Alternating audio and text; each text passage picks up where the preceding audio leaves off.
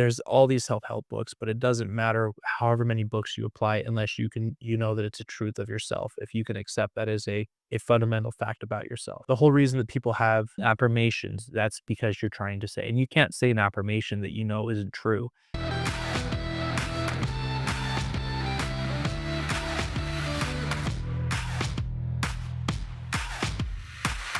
All right, welcome to the Grindcast. Today we've got McKay Prince, the powerhouse behind HyperPeak Remodeling, a business that brings new life to properties that need a little love.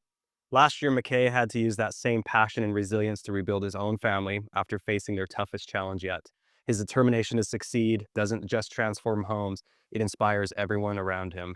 Get ready for a story of grit, heart, and unstoppable drive. Welcome to the Grindcast, McKay Prince. Wow, that's actually pretty good. I didn't realize it was gonna be just like that, man. It's a lot of pressure on my shoulder. Yeah. We're official. We're excited about You guys have a starting great all setup, this. by the way. This place looks amazing. Oh, thanks so much. I'm excited to be here. We're excited about it. So, McKay, thanks so much for being here. So, tell us a little bit about what you do now. Tell us a little about HyperPeak. Okay, perfect. So I am a remodeling general contractor. I mean, there's not a specific thing between remodeling versus general contractor. I just like remodeling. I love working with my hands. I love being able to help people make easy money. Remodeling is one of the best things you can do because houses are so expensive. They're your biggest investment. Why not try to make it worth as much as you can and make it comfortable or make it just nice? I got nervous, got distracted by him talking about that. So I do remodels, I do contracting work from St. George up to Bryan Head is kind of my range. I try to keep it here so that I can make sure the quality's there. Mhm. I like to work with investors. I find that we have a common goal. I find that higher end homes, they get crazy and unrealistic, and it just drives me nuts. People that want to do these diamond countertops and all this, I'm like, that's a waste of money. Don't do that. I just sorry, go ahead. So, you're trying to, so if an investor comes in, maybe they're doing a flip or something, and you're just trying to maximize the value for them. So, you're consulting them a bit on Yeah. what things are going to be the most cost effective for them and helping them to bring a new life Yeah. into So, I mean, let's property. right here, let's do have them put into the video, the breakdown of, you got cost, time, and, quality. Kind of I try to be more towards the quality and cost, more towards I don't wanna be take as much time. I might take a little bit longer because I focus on making sure quality and your costs are there.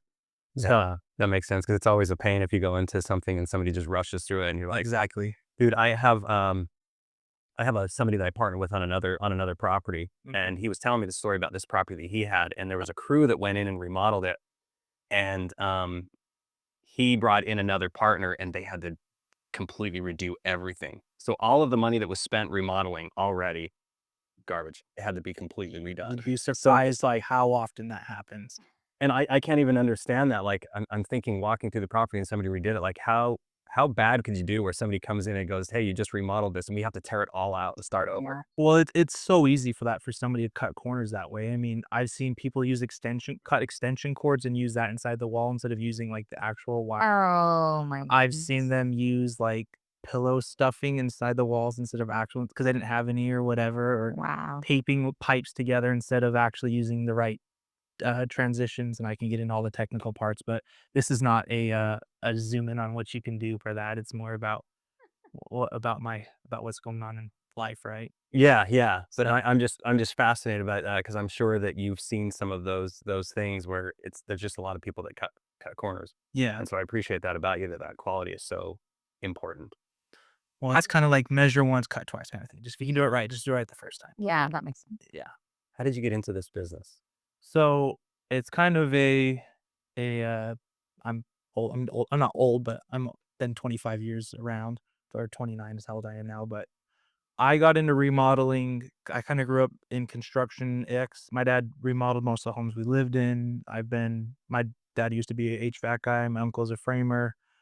They've all built their houses, so I have kind of a general background. I Okay. was also kinda younger, and then they were also kinda DIYing it themselves, so kind of a general understanding. But I was on a Mormon mission in Chile, and they had called a maintenance guy over to replace the sink, and I was like, "That is so cool." I never even thought about that being an occupation.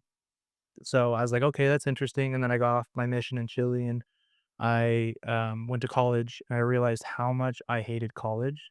I hated high school, and I have to pay now to have the same experience. So then I got into the trades. I started working as a plumber.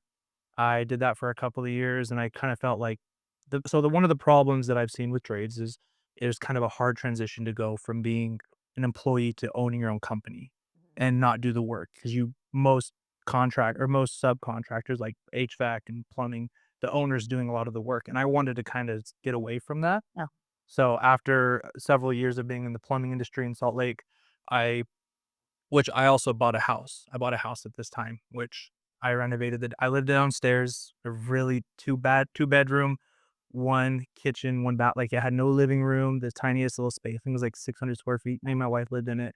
Rented out the upstairs. We made it beautiful, added another bedroom and, rented that out. And that got me into like, oh, remodeling is actually kind of fun. Like, I just increased my property's value like $100,000. Like, this is amazing. Why don't I do this all the time? So then that was the same time I switched from plumbing into construction management in Park City, doing higher end $3 to $5 million homes for Promontory was it's a golf course up there. Anyways, Okay.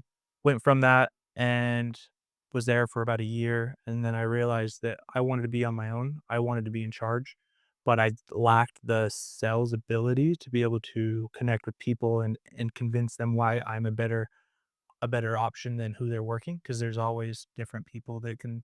Anyways, so I went out and did summer sales, did pest control in Texas, and did that for 6 months with my young family. I just barely had my son was born, and then 3 weeks later, I left for a month. I didn't see him for that time while I was out doing sales. Came back to Southern Utah, and that's when I'm like, okay, I'm ready. I got the skills, I have the knowledge. Let's start remodeling. So I love that. So you recognize that I need to learn how to sell. Like that's important for this business. And so you're like, how do I figure that out? Like, okay, let's go do a sales job. Yeah. That's You see it all the time. If you talk to some owners and stuff, they're very aggressive, they're very short, they don't have the patience or the ability to have that personable skills, which is why I wanted to strengthen that, and that's why you guys have me on because 'cause I'm so handsome and so good at gosh. that's exactly why. That's See it's out. I do know.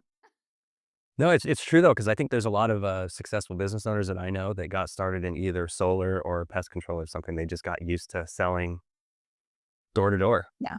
I did it for a little while as well when I was It's nice. part of life. I think everyone should do it. Send their kid out 1 year, let them suffer because it is honestly the worst job I've ever had is doing door to door. It is so much rejections, but you can tell me no, and I barely even cry anymore, so do what I can, but But no, but that skill is so valuable, and so I think it's awesome that you recognize that you needed that skill, and you're like, I'm going to figure out a way to go get this, maybe get paid along the way, and learn that skill, and then bring that back.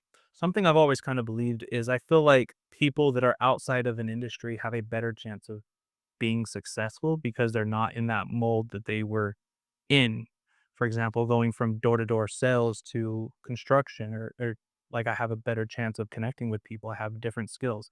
I was talking to a realtor yesterday and she was working for NASA before she got into this because NASA, she was a physicist? No. Some sort of scientist where they overcome objections and then that strengthens that. And I'm like, that applies to everything. Like Right? if you are outside of the mold, you're more likely to be successful. I mean, I think as Thomas Edison wasn't a light bulb inventor, he was doing something else, and that's what helped him break into that, which I don't know history that well. So we'll just leave it at that. And let's give me another question before I get in trouble. So maybe we'll bring What up was the that? last Jack car. Yeah, McKay has no idea what he's talking about. Knows how to remodel, but he doesn't know. He left school for a reason. One semester, half a semester is all he needed to realize this is not for him. But yeah. What were you going to school for? To not live in Southern Utah. I went to UVU. I came home from a mission, in July, I believe, and I was up there before the end of the next month because, I actually grew up in Hurricane and, like, that side of St. George, so Okay. it's a smaller town, and I still believe that if you don't leave a small town, then you'll end up working for Schultzen or whatever business that's there that hires the Walmart or whatever, so I'm like, I have some sort of a chance, and also my parents really wanted me to get married, and I had so many arranged marriages when I got off my mission that, the only way to dodge that was to leave the dot get out of town and go up to UV, Yeah. so Smart man. I love that. Right. So plumbing led to, well, first off, I want to go like, you had like the ultimate house hack there. Yeah, Starter. so You're living in the basement. that is literally called house hacking. That's what my wife took. So my wife is so much smarter. I wish I would have brought her. She could have answered all these questions better than I am. She's a lot more. She's when they say better half, my wife is literally my better half. I mean, the only thing I have on her is a couple inches. She has everything else on me.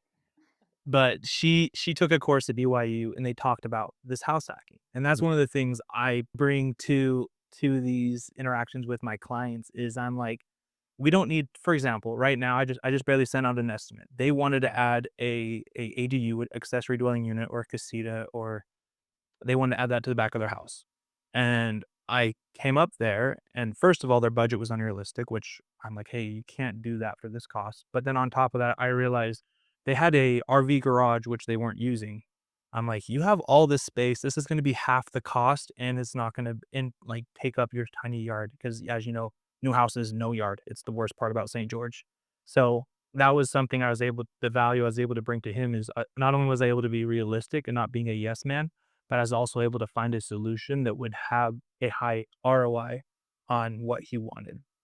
Because he ended up adding another bedroom, or we're still going back and forth. But when he ends up accepting it, I got to speak it into reality.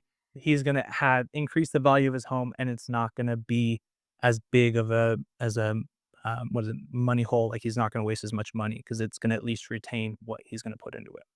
Yeah, I like that. So you're not necessarily just trying to upsell them. No, I they're want to give something where you're getting a lot of value for your money, and here's another strategy that would exactly, work. exactly. And that's something you learn from Yeah, house hacking. from my wife from house hacking. So not only do we do that in our first house, we lived in the basement, terrible tile, terrible basement, everything.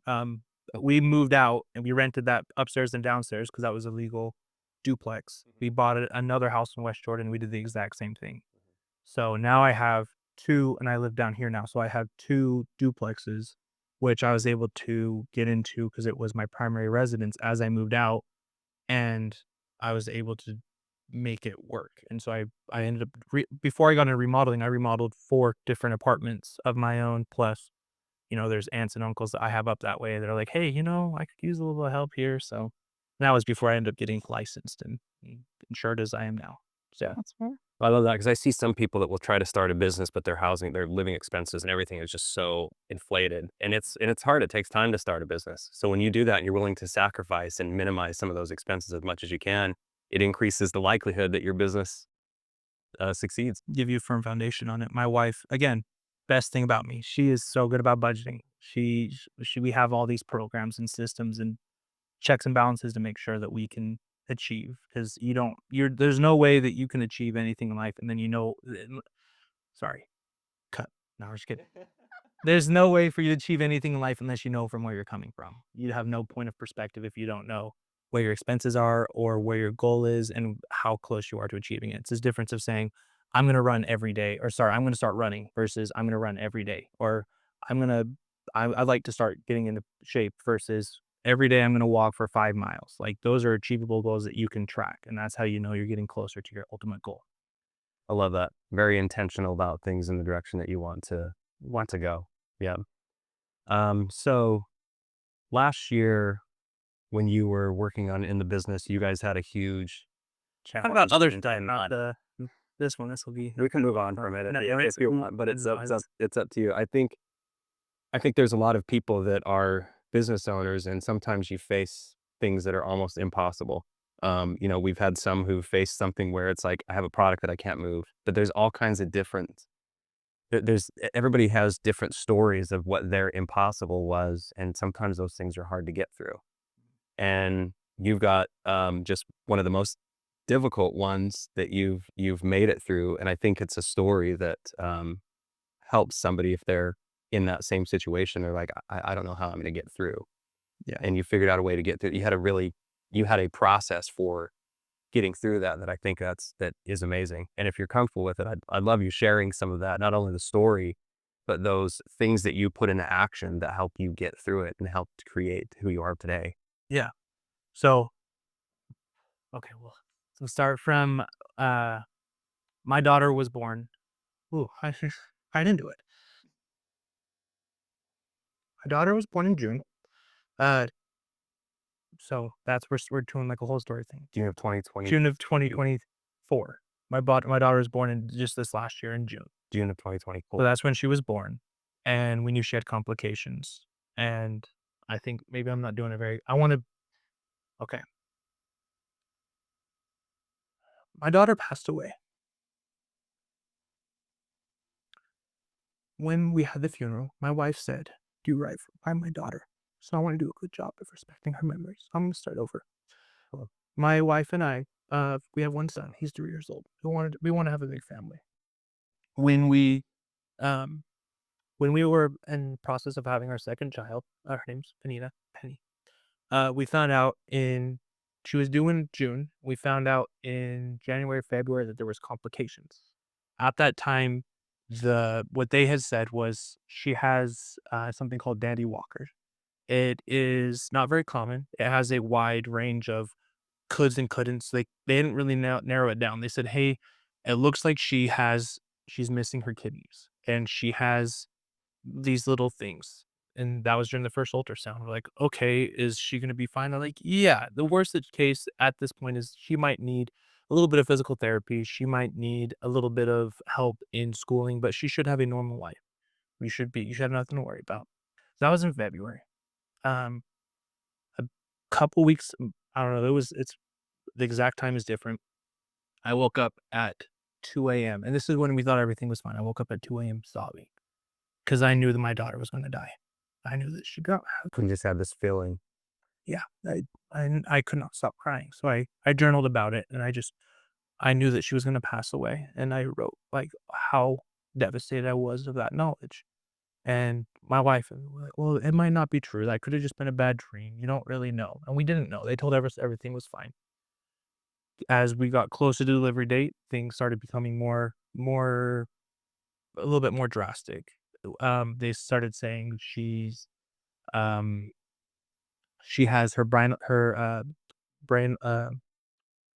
her again, my wife should be here because she could tell you all the different there's it gets really complicated.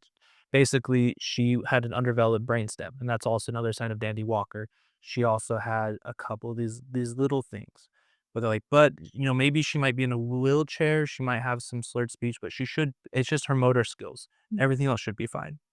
And um like, okay. So then they're like, because of these complications, at this time I'm like, okay, sorry, they said that we would probably need to go to Primary Children's in Salt Lake, which is a 3.5 hour drive, 4 hour drive from here, because if she comes and there's a complication, we want to be prepared with children that have disabilities or anything that looks like this. You want to be near a center that could handle all the intricate complications with it. So as I was telling you, had the properties up there. We had tenants who decided we told them that we're not going to the lease, and they're like, "Nah, I'm not gonna get to that." Basically, we told them we're not going to the lease. They're like, "Fine, we're gonna leave a month early." We're like, "Oh, okay. Well, that's exactly what we want because that's what we needed." So we ended up moving in a couple days after they left. We had a place to live, so that was like a blessing. God had set that up so that would be so hard to be away from home in an Airbnb or in a hotel or even the Ronald McDonald, which Ronald McDonald is amazing. We love what the support they give for people, so they're awesome. But we're up there a month early. This is days after my sister got married. We went up there, um, and we're just waiting. I had tried to slow my business down, tried to stop bringing new leads, and that's one of the benefits of being a business owner is I don't have people relying on me other than my family, obviously. So I stopped pretty much all incoming leads. I still had some projects down here that I was managing and overseeing. So I was traveling from Salt Lake every couple of days and I was trying to finish these up. So I was doing a lot of it myself just to wrap it up and get it done so I could be up there. Um, Ended up taking longer. That my We waited a month, no complications. My wife went 9 day or 8 days after the expected delivery date. And at this time, my wife's again smart, but she's also kind of a granola like hippie, so she's drinking all of these concoctions to make it so she goes into labor. Um, my So she goes 9 days after. She has an hour and 15. Uh, she was in labor for an hour and 15 minutes, and she delivered in 10. Like active labor in 10 minutes. So we got Very fast. very fast, and no damage to my wife. I think that's another sign that God was like, "Hey, you guys are gonna have a challenge. This is something I could do for you. Let's just make it a little bit easier." So my wife, I mean, she also did all the other hippie stuff, so she's fine now. So at this point, were the doctors still They're like, like, "For sure, this is hey, Dandy Walker. There's nothing really Daddy Walker? Dandy Walker syndrome." Yeah. So we're like, "Okay." And then as my daughter was born, she kinda had a little bit of a tick, and we're like, "Hey, is that a seizure?" Like, "No, that's Dandy Walker doesn't have seizures, so it's not a seizure." And but they took her into the like, they had her she wasn't breathing right, so they're like, "Well, we'll just watch her," and then they moved her over to the intensive care. So she was in the NICU, about an hour after delivery, and because she wasn't getting enough air. So they found out. So this is where it gets a little bit tricky. So my daughter was in the NICU for a month, and things progressively got worse. Not her, she did not get worse. The diagnosis they had for her became more and more complicated with all of the things that they started revealing. Within the first day, they said, "Hey, your daughter's having seizures." And they counted that she was having 5 to 10 seizures at at birth. And so they started her on seizure medicine at days old. They doubled, so within that month, she ended up with 3 seizure medicines plus all of these other things, and she had tubes, and they didn't give her, they ended up giving her a feeding tube to send her home, but they were like, she also has, like, curled feet, like, her pinkies are a little bit twisted a little bit, and her eye are a little bit underdeveloped, and she's still having seizures no matter what they did. I think she maybe, I don't even know if she had a day without a seizure. She at least had 3 to 5 when it was probably the best. And also, she would sporadically and they were just like little ticks, and then she'd get a little emotional after. She never really cried though. And then, this whole time I'm still managing. I still have these jobs down here. I had a big project and some up in Bryan Head, so I'm trying to get these done. And then my wife and I are spending all the time that we can in the hospital. My wife will wake up at 5 a.m. and drive to the hospital and be there till 2. We had our 3-year-old still, so I would be there with be with him in the morning. And then from 2 to 10, I would be there in the evening, and we'd be there to change her diapers and try to help with the feedings and everything we can to be with our daughter. And we'd hold her as much as we can because we were allowed to hold her when even, yeah, just and all that. Um, After a month, they said that she had something called Aicardi syndrome, which best case scenario, so with no interventions, with nothing, she has a max life expectancy of 7 years, and that's 7 years in a wheelchair, non-responsive, little to no brain activity. That was best case. Well, we could do all of the invasive surgeries, no better quality of life other than she's constantly in pain, and she could live to 35, 40, just a decoration, a house plant in the room. That was what she had. Wow. So, throughout this, um, I started slacking on my business. I never took on new jobs because I was so focused with this. And then honestly, it just was not, I just wasn't in it anymore. I think looking back, I was making excuses. There's some books I've kind of read. We talked a little bit about it. Yeah, yeah, yeah. There's a book called The Oz Principle. It's something I'm actually rereading it again. It talks about living above the line versus under the line. It talks about owners. So I'm trying to be better about taking full accountability for my business. I could have managed it better. So So, did they figure out what, like, was the underlying cause of, like, the it's seizures, or it was just kind of a culmination of all the it's things? because her brain was The missing brain. parts. Oh. Yeah. So I mean, the whole thing was half of her body was a little bit underdeveloped. Her eyes were underdeveloped. Her brain stem, there's a part of the back of her brain that controls all motor functions that was missing. Her ribs on her left side she was missing ribs, and it was also underdeveloped, so she wasn't able to get a full breath. So that's why she was on oxygen most of her life. She had 2 uteruses. She had a pelvic kidney with another good kidney. She had I want to say one of her organs was a little bit bigger, like her stomach was twice as big or something. There was just all of these different things. And they didn't figure this out, like, They just couldn't girl? tell, like, they Mm. couldn't really, I mean, it's hard to measure every single bone and count, and I think that, she was there. but they said that she was gonna they didn't really tell we haven't officially got I mean, I think we've eventually got the official diagnosis, but it's so rare. It's like 1 in 150,000 babies end up with this. Also, all if boys get it, they die in uterus, whereas girls, because it's like an X chromosome kind of a thing, it's not a, it's a genetic, it's not something hereditary, something that's abnormality. So it's not something that is something traceable, and that's still something that how can you it's so much easier for us to take the blame on ourselves and say, my wife she's to this day, it's been months since my daughter's passed away. And just yesterday, she said, "Do you think it was because I ate too much almonds?" Like, Oh, she's that devastated from the loss of my daughter, our daughter. So we brought her home. She was still on 3 seizure medicines, and she started having these seizures that would go for a full minute, and she would like, cry. And it was once like, you get it once a week or once every 2 weeks, and it started coming more often. She's only like a month old or something like that at the time. She left the hospital a month, so I've been away from my business, like, fully managing, which for being a business owner, I'm sure you know, there's all these different parts, Right. and especially having different businesses underneath my businesses, I had to be on top of, plus advertising and management and all of these other things. So I wasn't taking accountability and doing that part of it right. And I also had bidded I had not taken accountability in bidding my jobs correctly, so I was also underbidding some of my jobs because I just wasn't being careful enough. And so I had low income. I ended up barely making any money this last year, and I had lost my daughter was just laying there. There's nothing we could do. Um, when it on a Sunday night, no, Monday morning, I left for work, and my wife, at this point, she had a feeding tube. My wife had given her her seizure medicine, or no, her food, and she started having one of her big convulsions, like serious full body seizures, which is not good. And so we're like, okay, that's not normal. And we also had gone since we've been here, we'd gone to the different hospitals. She had uh, I can't this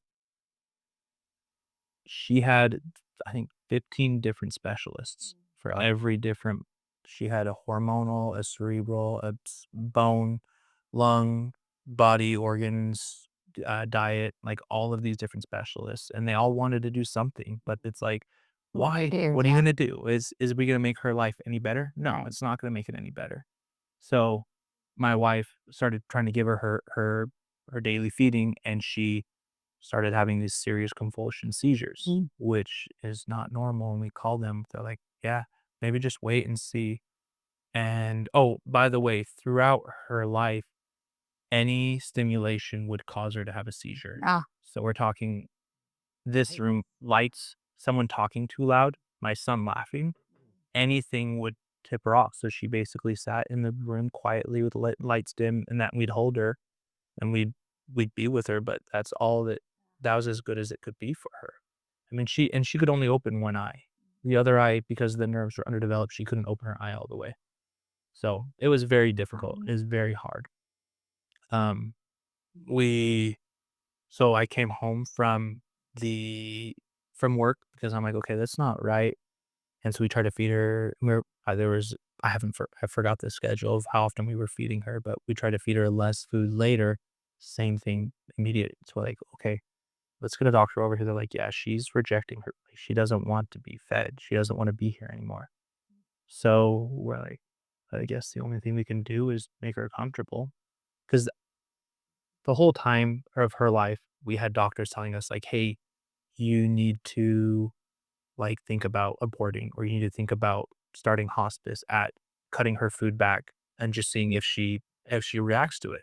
Like, we can't make that decision. How's a parent supposed to kill their like not I hate saying that, but and the life of their child make that decision. So this was another sign throughout this that God helped us because we could not make that decision. We talked about it almost every day. Because what can you do for your child? So as she rejected her food, we're like, "This is the sign. This is there's nothing we can do. We can't force what kind of person are you gonna force someone to stay here with us?" Yeah. So we began the hospice treatment, and there's just so many miracles throughout all of this. She I don't know if she had the strength to hold out, but she was able to say good all of her family that was here, my wife's family and my family were able to meet and were able to hold her and kiss her, say goodbye. But she passed away that whole day. And then the next day came along, all night we held her. I met with her. The next day, um, my parents are like, "Hey, maybe you guys need to spend this time alone." So they took our son, and so we held her. And this whole 2 days, she would stop breathing, and then she would come back to life, and it destroyed me every time. I say goodbye to my daughter 6 times, but through it all, I was there with my wife. We were able to get the closure of knowing that she did not suffer in the end, and she was finally at peace. So, um, through this whole time, I'm trying to be a business owner, and I just could not get going. I just could not. I have throughout my experience in construction and in store-to-door sales and in ownership, you get if you put in the same results, you get or if you put in the same, you get the same results. So I have a very strict schedule that I follow that I can make sure that every day is the same as it was the day before. I get up at 4 AM, I go to the gym, I work on my business, I spend time with my family, I leave bed. I just was cutting corners. I was not putting in effort. I wasn't advertising properly. I wasn't getting back to clients. I just didn't care. Yeah, that makes sense. And my wife wants we want to be successful, right? We wanna buy more properties, and I was lying to my wife and say, "Hey, everything's fine." I racked She knows, right? Because otherwise she's not gonna see this, she doesn't I'm just kidding. No, this is what it came down to is I was lying to my spouse, and I was covering up, and I wasn't taking accountability, and I would tell her that things are better now, and they would not change, or I would put in a couple hours of a week of saying, "Okay, we're back on the schedule," but I was not putting in the effort, and finally, my wife's like, "Hey," like, my wife's reading all this book, she said a line, and it stuck with me, which is, freedom is found in reality." So, I was not living in reality of my business is gonna get any better by its own. I'm not gonna be able to be a husband that my wife can respect and a father that my son deserves, and I had to basically push through. We talked a little bit about it. Yeah. There's all these self-help books, but it doesn't matter however many books you apply unless you know that it's a truth of yourself. If you can accept that as a fundamental fact about yourself. That's the whole reason that people have, what do they call those? Like mantras, or they have, information. affirmations. That's because you're trying to say and you can't say an affirmation that you know isn't true. You can't will it to be true. You have to accept it as who you are, as true as what it is. So, realizing that I was not living in reality, that I was living below my means, I wasn't taking accountability for what I've done. I just started doing it. I started waking up at 4 AM. I started doing these things because I wanted to, not because I told her I would do it. I took the initiative myself. So, Thanks for sharing that story. It was tough. It's even tough on our end. I'm about speechless with it. Um, but on the other hand, I appreciate that I mean, you saw that it wasn't going down the right path. And even though you faced just extreme hardship, you found that discipline to say, I've still got to succeed. I've still got to get through this, everything else, right? Life. And I still want to be successful. And for me to go down that path, I know that I've got to change these and I've got to be disciplined. This is something that I can control. I can control when I wake up. I can control when I go to the gym. I can exactly. control the time that I spend with the family. There's other things that I can't control, but I can control those. Yeah, there's a other common coach that we're both working with, and he talks and it's you see this among all coaches. Like you can't measure like I was saying, you have to have actual things you measure. You can't measure your success of your business versus how many views you get on whatever your advertisement is. It's based off of how many people are reaching out interested in what it is. And to get that is how many people you reach out to and making sure your content or making sure that you're putting in your effort to get the expectate this sorry, starting to spiral. hill, but before my skis. But you can't get different results without putting in the proper amount of work for what you want. So what does your morning look like now? So I've kind of switched up a little bit. I'm still getting up at 4 a.m., but I'm going 4 a.m. straight to the gym. I work out for an hour. I keep that same regimen because I know that it works. I just have mixed. I have split up my tasks throughout the day because I try to spread it out because you can't do it all in one day. So I have my tasks I have for weekly and monthly. I have daily, weekly, and monthly tasks that I have to do, and obviously quarterly for quarterly taxes and stuff like that. Yeah. So typically, a day of mine is still I'm waking up, I'm setting small stones, small things that help me be successful, and that's something that works for me. Is I go, I exert, I put strain on my body, and it gives me confidence of like, okay, I'm strong. Like I'm working. I mean, I'm obviously not as big as you, but like I'm trying to get there. But I set that stone of working out, make it Wish that were true. I just taking care of myself physically. I also read scriptures and I'm also reading books. And so I'm doing that in the morning. I have the time. I wake up at 4 a.m. because I have a 3-year-old and he is very distracting because he is as cute as I am and as smart as my wife. It's a bit, I'm just kidding. That's all my wife. I'm even sure it's my son. He's so cute. But um, spend that time that I'm able to just have the lights down low, just focusing on my business, knocking out these tasks, planning out my content because that's the biggest strength of a general contractor is how far out he can see problems. So I'm looking at that on every project I have. I have spreadsheets and ways that I track the progress of jobs, track progress of clients on where they are. I'm You just got to be organized. You can't wing it anymore. That's great because I think there's a lot of people that do what you do and that I come across and they're not organized. Like they don't know. They don't. I mean, sometimes they don't even know if they made money on a project. They have no idea what the expenses are. Yeah, I know every penny in every way, and I got every system to keep track of that. So So I just have to say really quick, we were at the gym this morning and Christian was like, I wonder what time the cake is. Oh, now we know, 4 a.m. So there you go. No, they're it is the other biggest thing is if you go to the gym enough, you know that it gets kind of crowded. So ah, I that's the other part. I'm like, I'm already getting up. I go to bed, by the way, at 9 p.m. every night. I just go to bed no matter what. I have a whole system as well.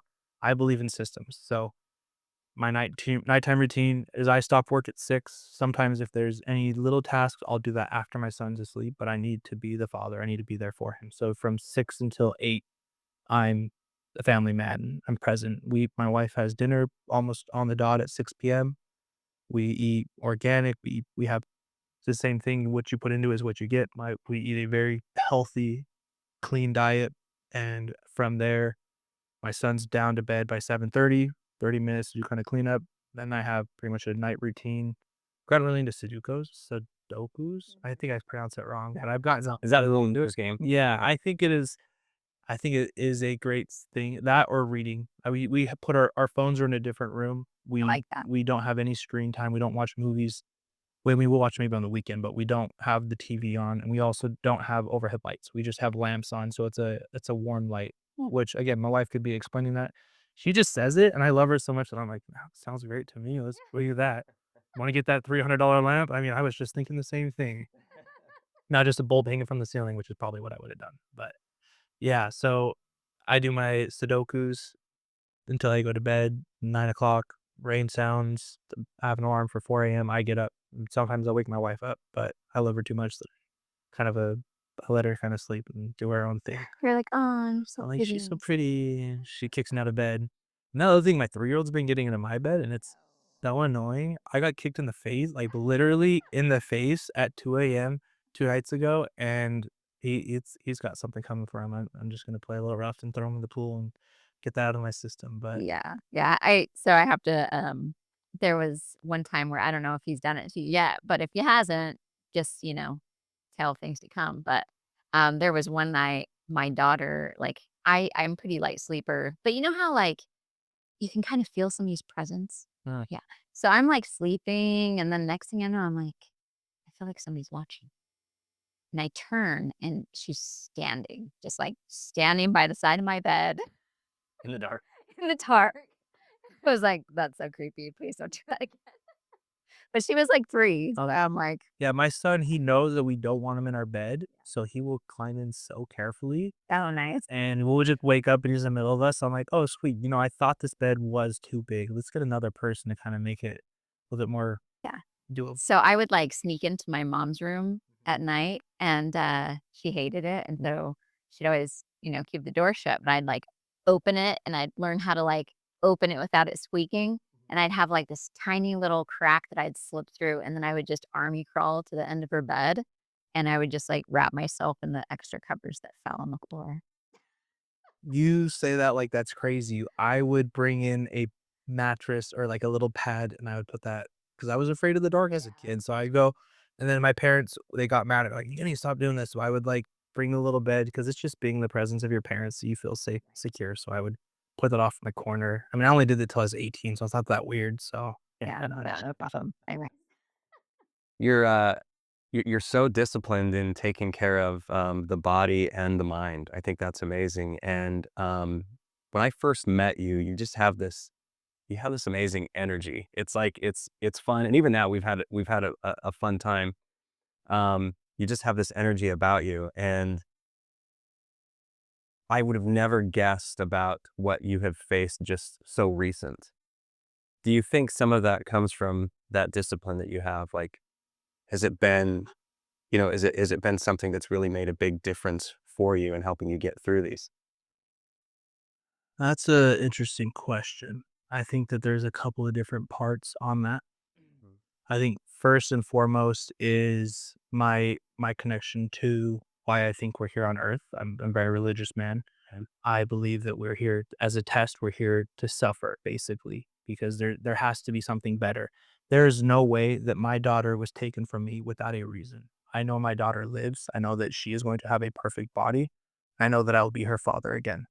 That is something that I will not back down on and I will not doubt. That is something, if that is not true, then nothing is true. There's nothing worth living if I do not get my daughter again, if I do not get to be with my wife again. So that's kind of big picture, Wow. smaller picture, because I think that this world is such a terrible place. Everything in life, I feel like wants to tear you down. Everything wants you to be sad. And I think that the only thing you can do is focus on what makes you happy and not really happy, but brings you joy. I love comedy. I love laughing because if you don't, you're gonna cry.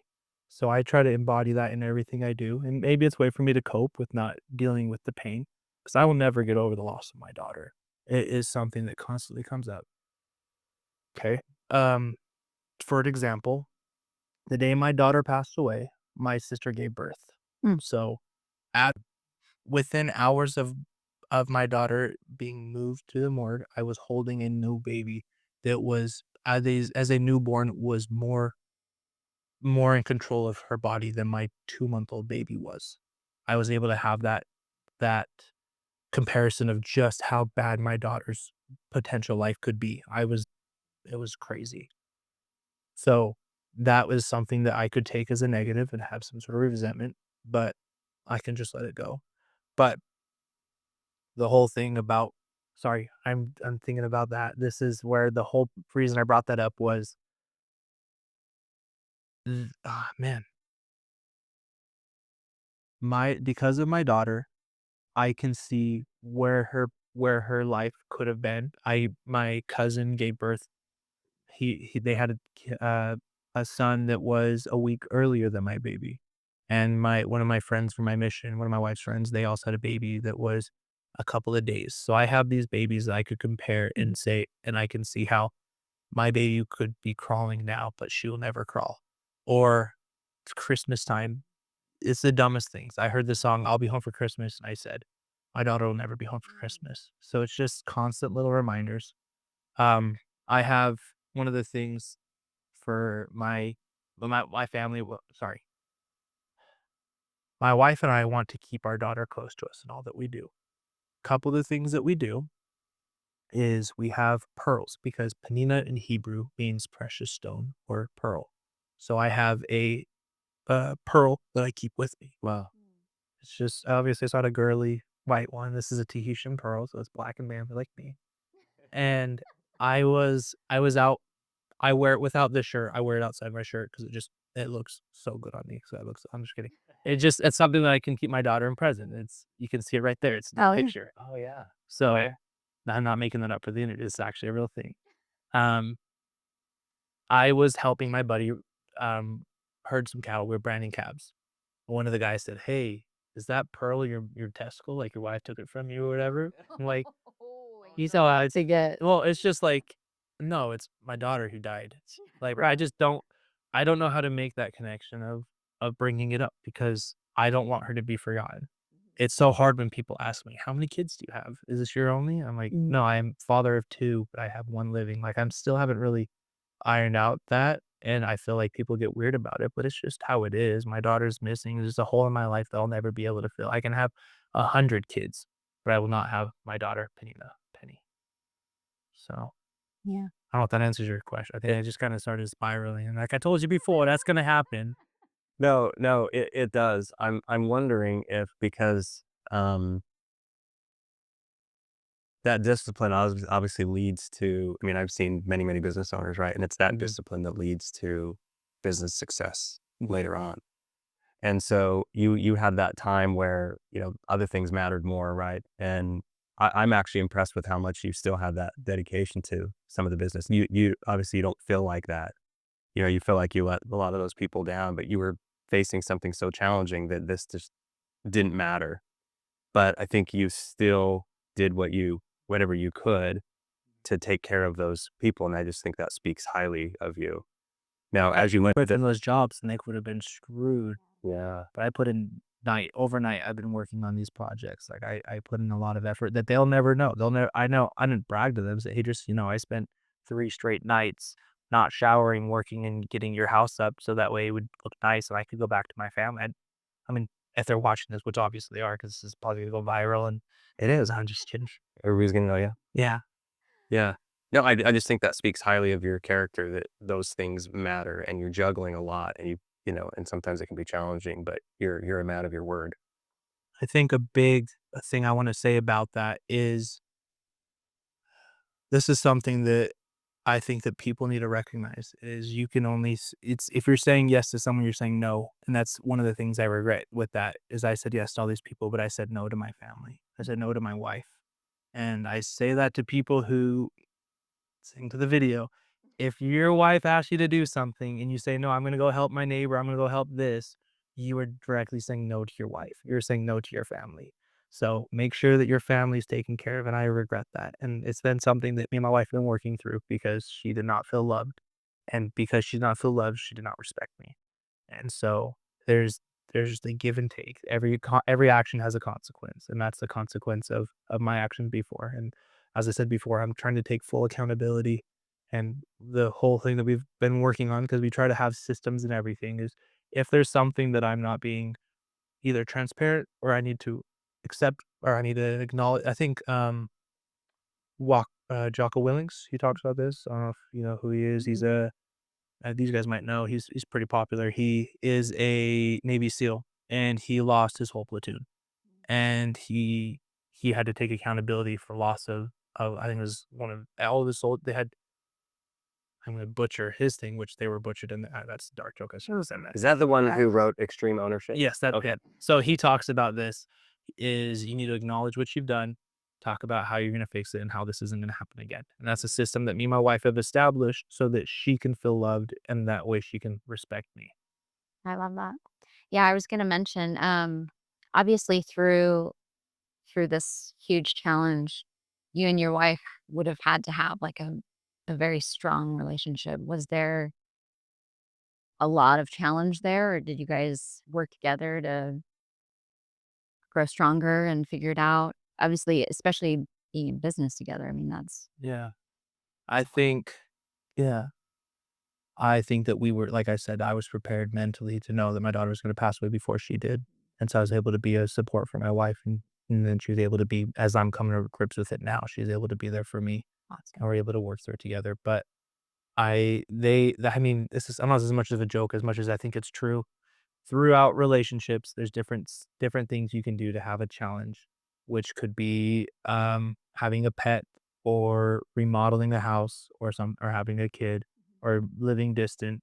So before then, we had 4 remodels. I lived away from them. I was in a different, the long distance relationship with a kid and child, and, um, those prepared us for my daughter, 'cause what one of the like I talked about, I have systems. We also every week, we call it like a companionship inventory, like relationship inventory. We talk about how we are feeling, how this week was, what goals we have. I have quarterly goals with my relationship, and I have goals with our finances as well. So we talk about that, and that's a system that we already had established, which is, it's a joke I've actually making a lot recently, which is, when's the best time to start a system? A month ago. Mm. Second best time today. I saw that. I'm like, why do you do that for everything? That's an easy joke. So we've been doing that pretty much since our marriage. So I we're love that. married for 5 years. So we've been doing almost every night. Or not every night, every week we do a relationship inventory. And then every night we do a prayer together over our children and over our finances and over everything. That is so cool. Would you say there's anything else that, like, helped you guys strengthen your relationship through that challenge? Um, I think other than my wife being madly in love with me. Mm. No, That's probably it right there. in the end, it's just like a whitewater rafting. Like you just gotta go through it. Yeah. And I think that having that perspective of we are going to see our daughter again has been as a weight or a goal that we can work towards is that. I think it was how happy we are together that we don't want. I think if this is what we're talking about is how we're able to work through this and not overcome the challenges of blaming each other or separating Mhm. or whatever. Like I think that anything can happen as long as you're being honest and you're taking accountability. You can overcome any obstacle in a relationship. Love that. Yeah, because it probably would have torn many people Oh, for apart. sure. So my family, we're all the same religion. Her family is we're all Church of the Jesus Christ, obviously. And so just so perspective. And then her family is partially Catholic and not even actively religiously in this because her family's from New Jersey. So they are still coming to grips with this. And it's a very small family. My mother-in-law is the only child, or they're divorced, and all the drama, all of that. They lo My wife lost her grandmother last year, and so then they were reeling over that loss, and they could never accept that she died, and it wasn't I mean, she ended up not taking care of herself and got an infection that caused her to she didn't go to the hospital for, like, 20 years, so it was preventable and so but they still blame themselves, but they're like I don't know, it's hard for me.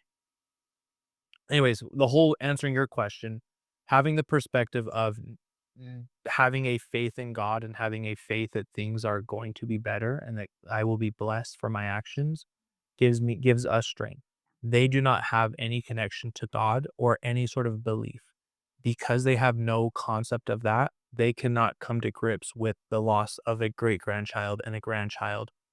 And they want to they want there to be someone to blame, just the same thing as I'm talking with my wife. There's times we slip back into it's my fault or it's I'm the one to blame, but it's just what happens. There's nothing that you can change. It's life. Like I said, life is terrible. Life wants to beat you up, but you got to be strong. You have to overcome it.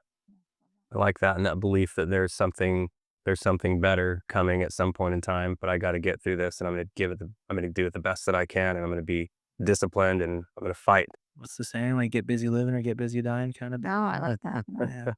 Yeah, that's a good one. What's next for the business?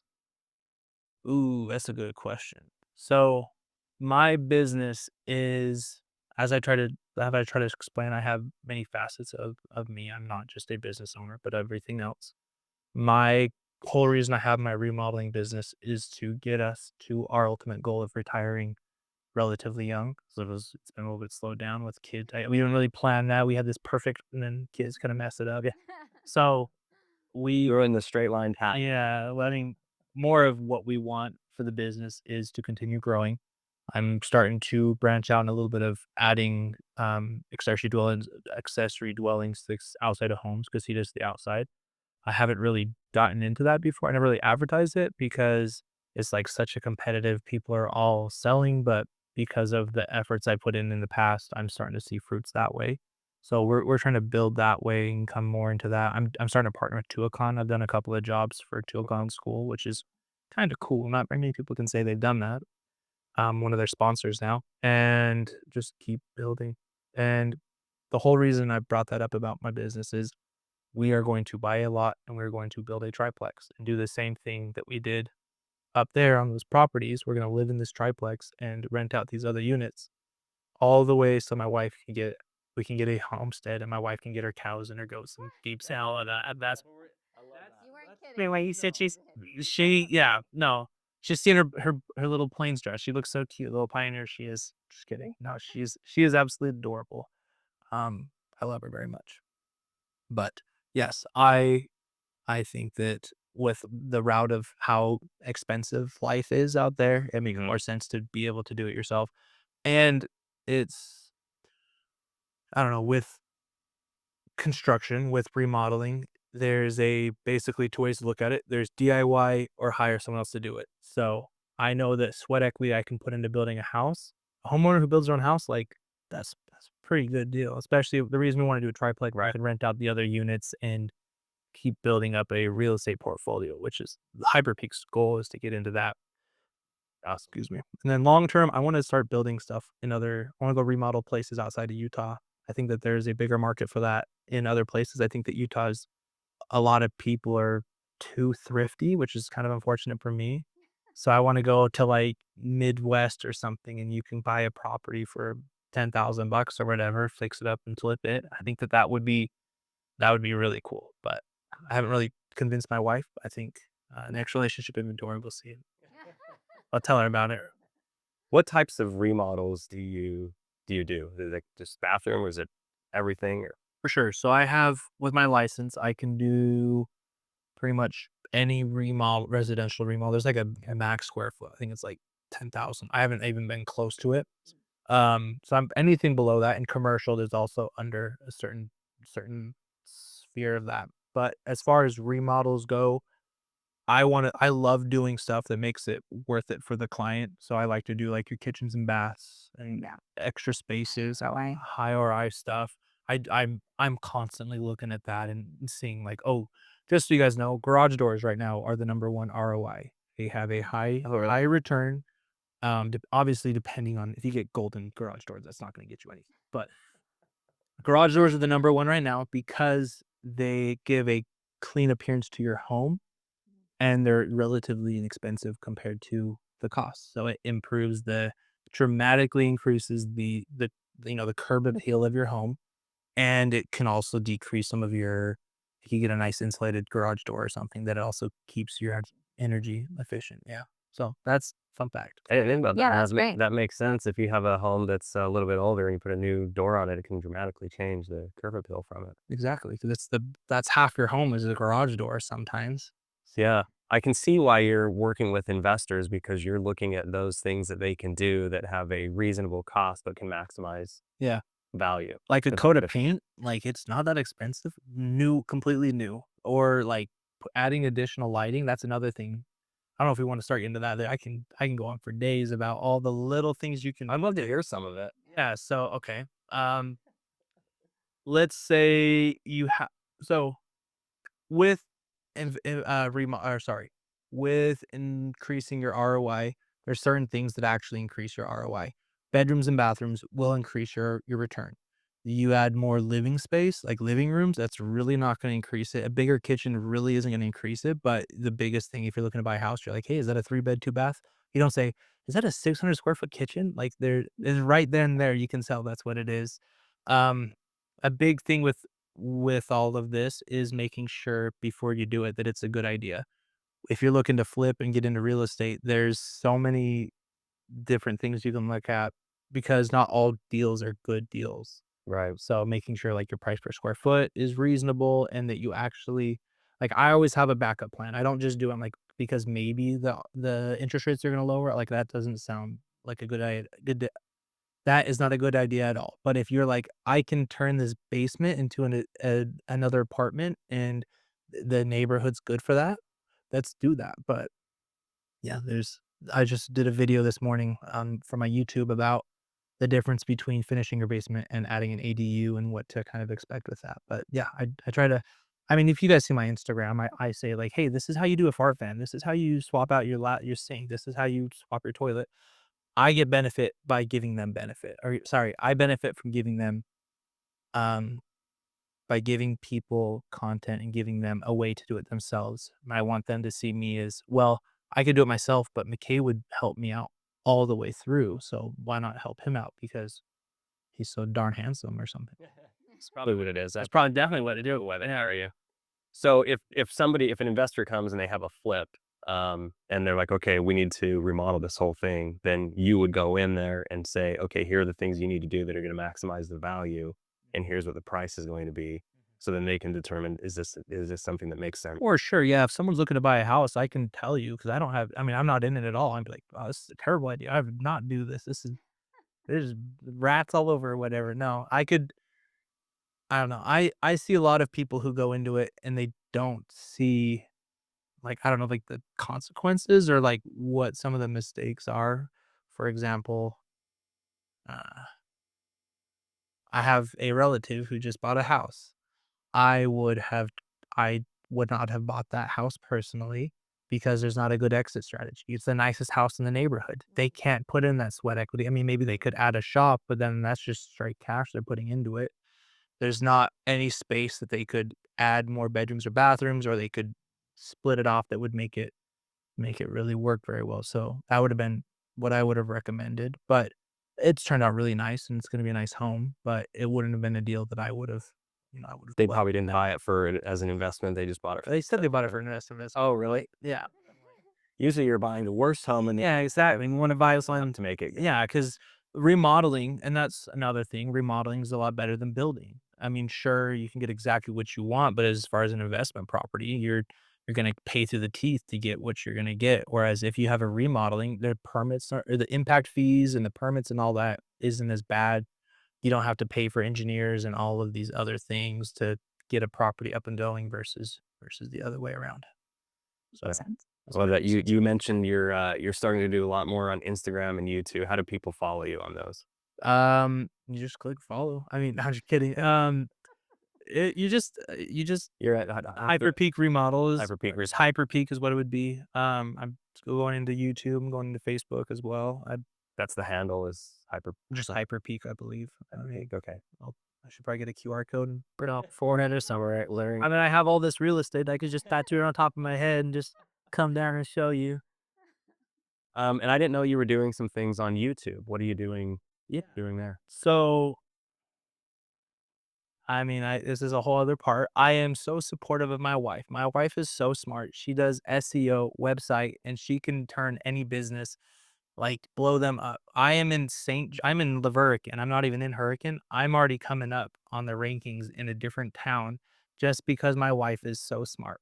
So the reasons that she's so smart is she's like, hey, you need to add some YouTube videos.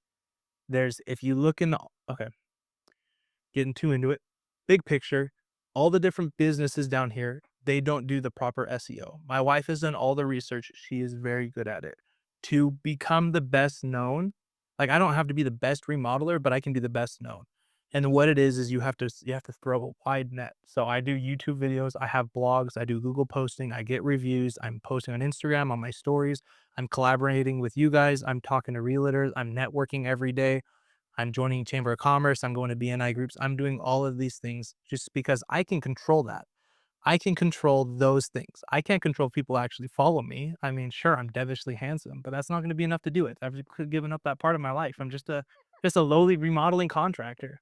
But I think that's the biggest thing. And I tell everybody I talk to, there's more that you can do. I mean, it's kind of the perfectionism that my wife, I didn't have this. There's too much you can do. My wife, like, got me into this of, there's a little bit more you can do. And every business owner, there's more. There's money sitting out there. You can control where your business goes. You are not waiting for people to call you. You can give them every single tool. I mean, I guess I could have been a little bit better about giving you my HyperPeak name, but that's small thing compared to all the other stuff I do into it.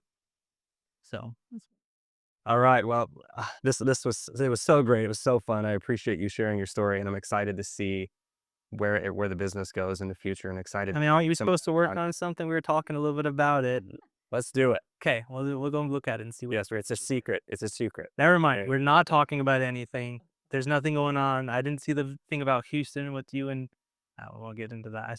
I was looking at the group that you're. What's the group that you were talking about that you do with investors with Justin? Oh, the real estate investment. So say yeah. Then we should talk a little bit about that. I need to get into that. I need to not to. I'll do it. Yeah, or Thursday. One more. That's one more thing. See, there's a little bit more. Okay, so I'll see all of you there. Right. There's Some awesome people in there as well. Hey, I'm excited to show up to that. So, all right, awesome. Okay, thank you Great. for coming on. We appreciate it.